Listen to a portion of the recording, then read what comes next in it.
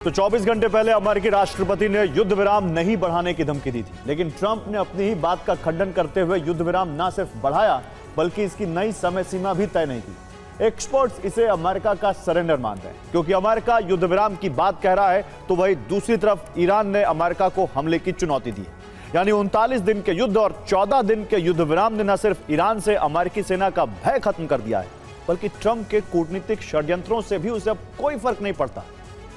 Iran ने पाकिस्तान के जरिए अमेरिका को सूचना भेजी थी वो बुधवार को इस्लामाबाद वार्ता में शामिल नहीं होगा। इसके बाद भी वार्ता में भाग लेने की कोई संभावना नहीं है। इसके बाद ट्रंप ने युद्ध विराम बढ़ाने का ऐलान किया।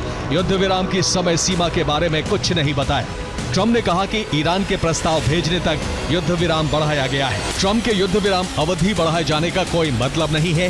हारने वाला पक्ष अपनी शर्तें नहीं थोप सकता। घेराबंदी जारी रखना बमबारी से किसी भी तरह अलग नहीं है। इसका जवाब सैन्य कार्रवाई से ही दिया जाना चाहिए। युद्ध विराम बढ़ाना निश्चित रूप से एक चाल है जिसका मकसद किसी अचानक हमले के लिए समय हासिल करना है।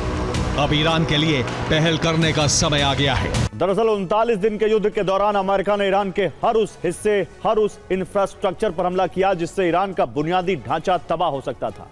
ईरानी शहरों को जोड़ने वाली मुख्य सड़कों पर हमले किए गए, ब्रिज पर बमबारी की गई, पावर स्टेशन से लेकर वाटर डिसैलिनेशन प्लांट पर भी हमले हुए। कई हवाई अड्डे भी अमेरिकी सेना ने नष्ट कर दिए। बंदरगाहों पर भी हमला हुआ। ईरान अब यह जान चुका है कि अमेरिका के पास ऐसा कोई टारगेट नहीं बचा जिसे वो हिट न कर चुका हो, इसलिए वो इस चिंता से मुक्त है कि अब अमेरिका क्या करेगा। इसके बाद अमेरिका के पास महज दो विकल्प बचते हैं। पहला विकल्प ग्राउंड ऑपरेशन का है, जबकि दूसरा विकल्प बेहद ज्यादा डराने वाला है, जिसमें अमेरिका ईरान पर एटम बॉम्ब गिरा सकता है। ईरान जानता है कि ट्रंप पहले विकल्प के लिए हरी झंडी शायद ही देंगे, क्योंकि ग्राउंड ऑपरेशन का मतलब होगा अमेरिकी सेना का लंबी जंग में फंसना। इसमें अमेरिका के हजारों सैनिक मारे जाएंगे।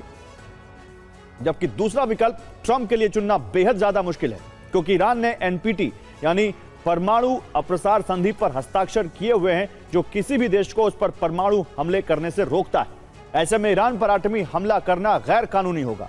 एनपीटी के तहत अमेरिका ने गैर परमाणु देशों पर एटमी हमले नहीं करने का आश्वासन दिया हुआ है, जिसे ट्रंप ने तोड़ा तो अमेरिका बड़ी मुसीबत में फंस जाएगा। वो दुनिया भर में अपनी विश्वसनीयता हमेशा के लिए खो देगा, जिसे दोबारा हासिल नहीं किया जा सकेगा। यही वजह है कि ईरान अब पूरी तरह भय मुक्त हो चुका है।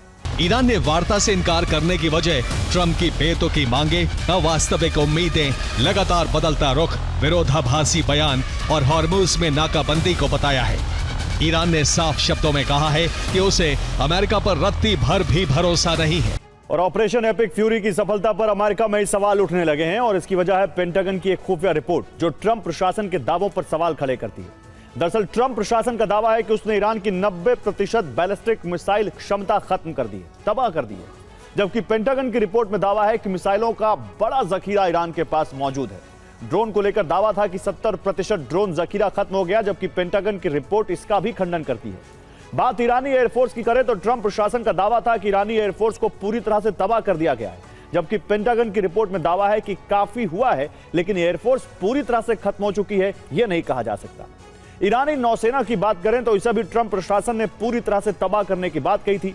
पेंटागन की रिपोर्ट में कहा गया है कि ईरानी नौसेना अब भी क्षेत्र में बड़ी शक्ति है।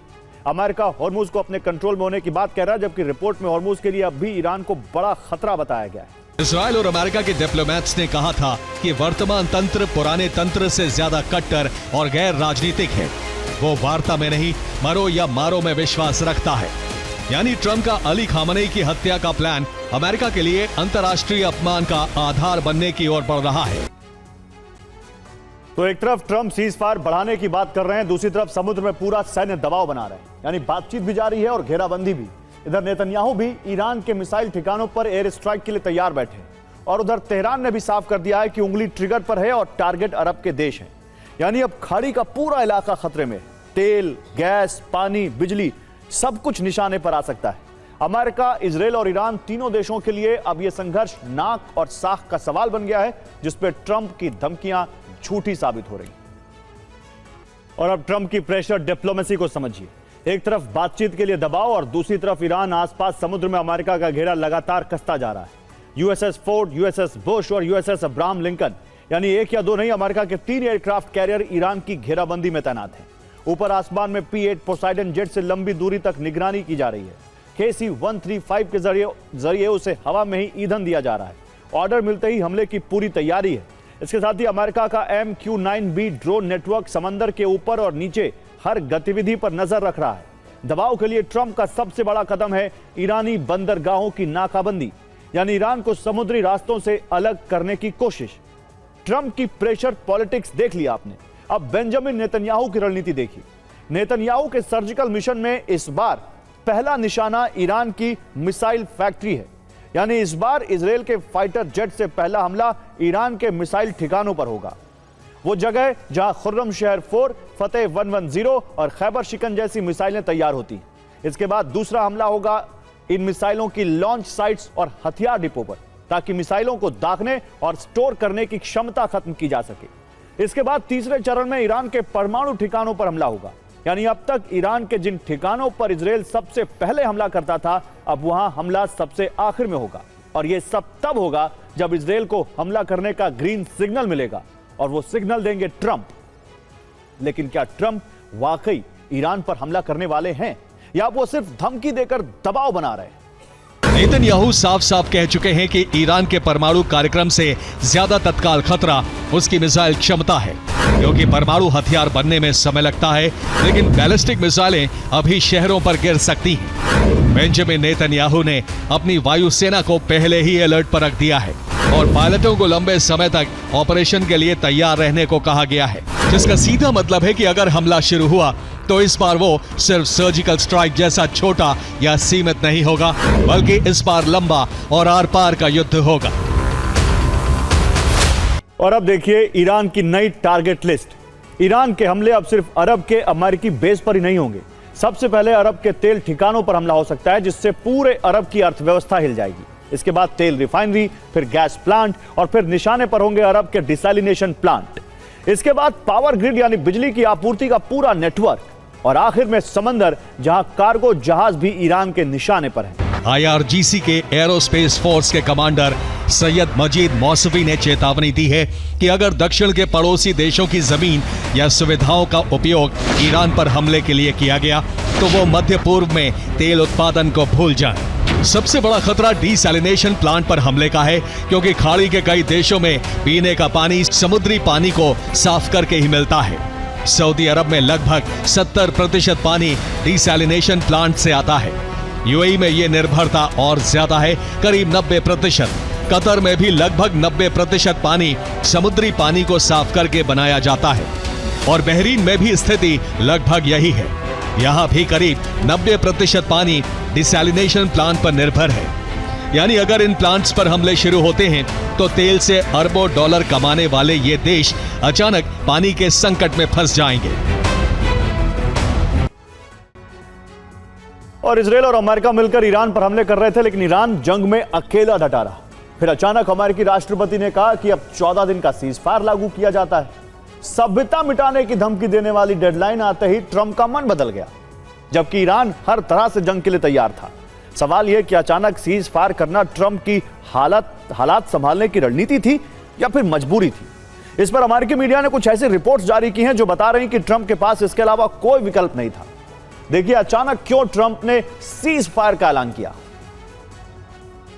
ईरान पर हमले करने वाली प्रिसिशन स्ट्राइक मिसाइलों के भंडार का कम से कम 45% हिस्सा इस्तेमाल हो चुका है। थर्ड और पैट्रियट इंटरसेप्टर का लगभग 50% भंडार खत्म हो गया है। इन मिसाइलों का इस्तेमाल ईरान की बैलिस्टिक मिसाइलों और हवाई हमलों को रोकने के लिए किया गया था। टोमाहॉक क्रूज मिसाइल स्टॉक का करीब 30% हिस्सा इस्तेमाल किया जा चुका है। ये वही मिसाइलें हैं जिनसे अमेरिका ने ईरान के मेनाब स्कूल पर हमला किया था। SM-3, SM-6 और लंबी दूरी की जैस्म मिसाइलों के भंडार में भी 20% से ज्यादा की कमी आई है। और अमेरिकी इंजीनियर विंग और नौसेना ने फैसला लिया है कि युद्धपोत अपग्रेड किए जाएंगे। इस अपग्रेडेशन में अर्लेबर्ग क्लास डिस्ट्रॉयर पर नए सिस्टम लगाए जाएंगे। अब नए पेट्रियट PSC-3 सिस्टम फिट किए जाएंगे। इस सिस्टम के साथ पायलट प्रोजेक्ट सफल हो चुका है। अभी अमेरिकी डिस्ट्रॉयर पर SM डिफेंस सिस्टम लगे, लेकिन अमेरिका के पास SM-2, SM-3 और SM-6 मिसाइलों की कमी है। इसीलिए पेट्रियट सिस्टम लगाए जा रहे हैं, क्योंकि SM मिसाइलों के मुकाबले पेट्रियट मिसाइलों का प्रोडक्शन रेट ज्यादा है। 1962 के क्यूबा मिसाइल संकट में सोवियत संघ और अमेरिका युद्ध के कगार पर थे, लेकिन दोनों के बीच बैक चैनल बातचीत हमेशा चालू रही। कोई भी पक्ष बातचीत से पूरी तरह पीछे नहीं हटा। ईरान बंधक संकट में भी अमेरिका और ईरान के बीच मध्यस्थ अल्जीरिया के जरिए बातचीत चलती रही। वियतनाम युद्ध में भी अमेरिका और वियतनाम के बीच वार्ता होती रही। यह पहली बार हुआ है कि अमेरिका के आमंत्रण पर ईरान ने बातचीत से साफ इनकार कर दिया। अतीत में अमेरिका की कूटनीतिक जीत इसलिए होती थी क्योंकि दुश्मन देशों के पास कोई दूसरा विकल्प नहीं होता था।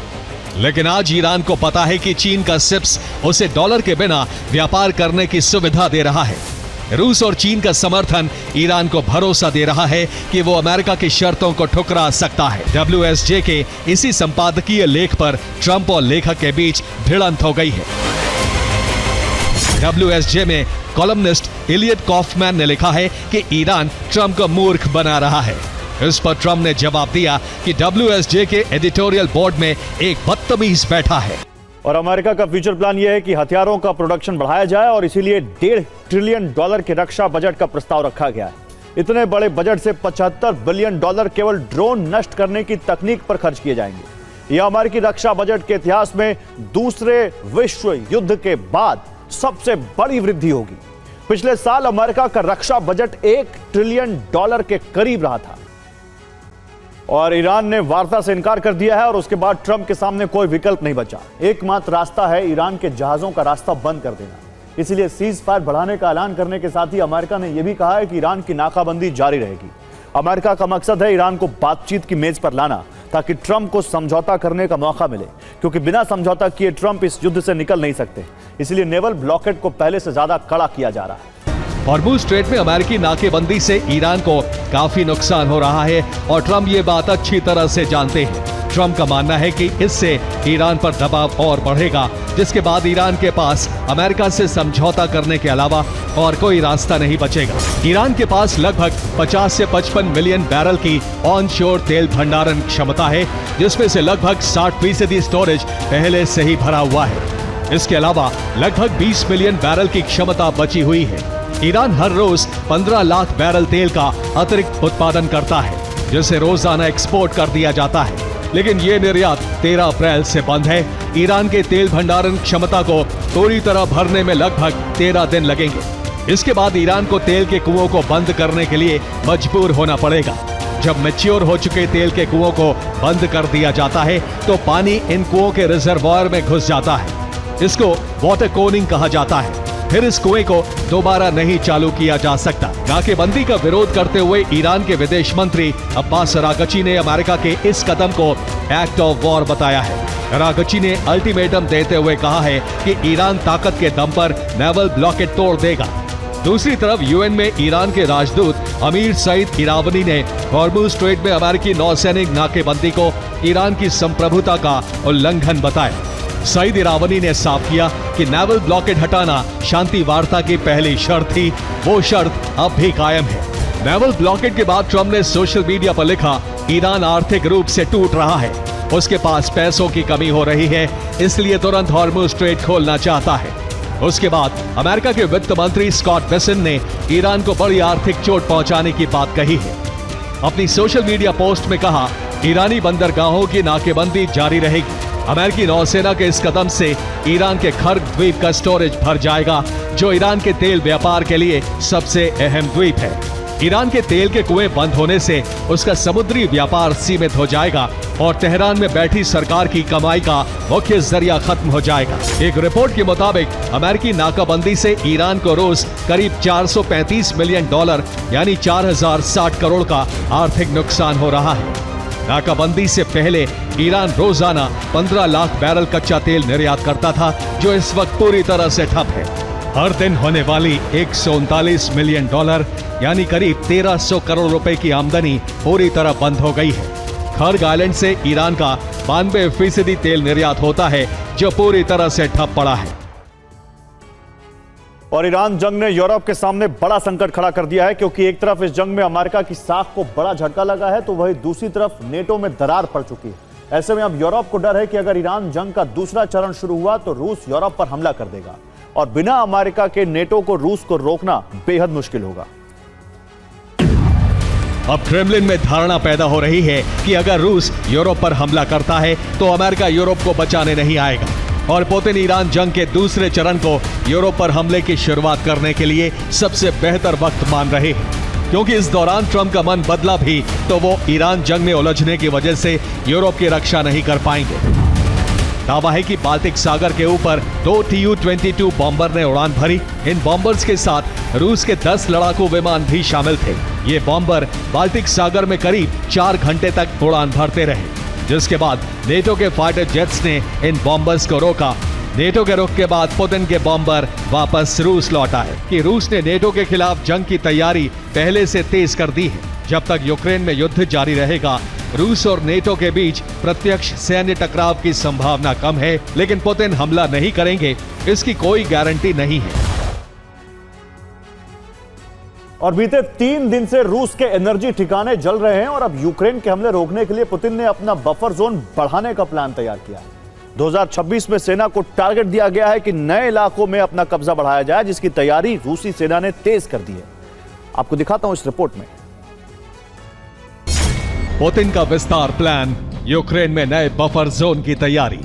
रूसी मीडिया के मुताबिक पुतिन ने कहा है कि रूस यूक्रेन के पास सिक्योरिटी जोन स्थापित करना चाहता है, जिससे भविष्य में होने वाले खतरों को कम किया जा सके।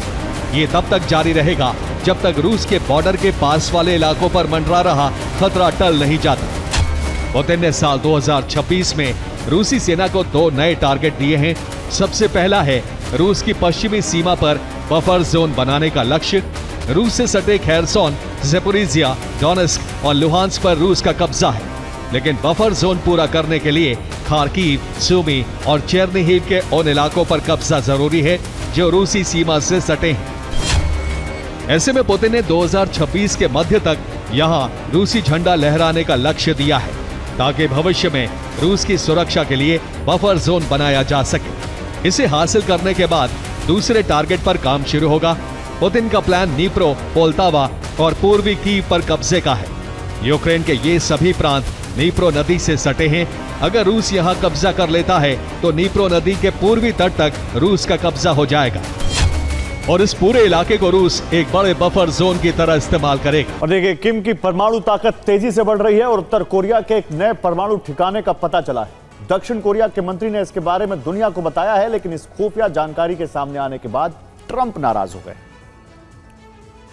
उत्तर कोरिया में 2 परमाणु ठिकाने पहले से हैं। पहले का नाम है योंगब्योन, दूसरा है कांगसोंग और अब उत्तर कोरिया के एक नए परमाणु ठिकाने का नाम है कुसोंग। उत्तर कोरिया का यह नया परमाणु केंद्र वैश्विक टेंशन का केंद्र बन गया है। दक्षिण कोरिया के मंत्री चुंग डोंग यंग ने संसद में दावा किया कि किम जोंग उन की सरकार कुसोंग में यूरेनियम संवर्धन यानी न्यूक्लियर फ्यूल तैयार कर रही है। दावा किया है कि नए कुसोंग परमाणु केंद्र पर तेजी से उत्तर कोरिया के परमाणु बम बनाने का काम जारी है। यहाँ यूरेनियम के एनरिचमेंट से लेकर सेंट्रीफ्यूज और न्यूक्लियर वॉरहेड तक बनाने की पूरी न्यूक्लियर चेन मौजूद है। अंतर्राष्ट्रीय परमाणु ऊर्जा एजेंसी के प्रमुख राफेल ग्रॉसी के मुताबिक उत्तर कोरिया के योंगब्योन रिएक्टर में तेजी से गतिविधियां बढ़ी हैं।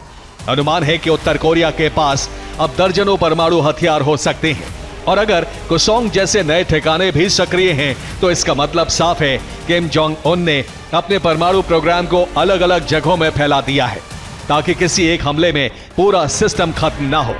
इसे किम का ऑपरेशन ब्लैक कहा जा रहा है।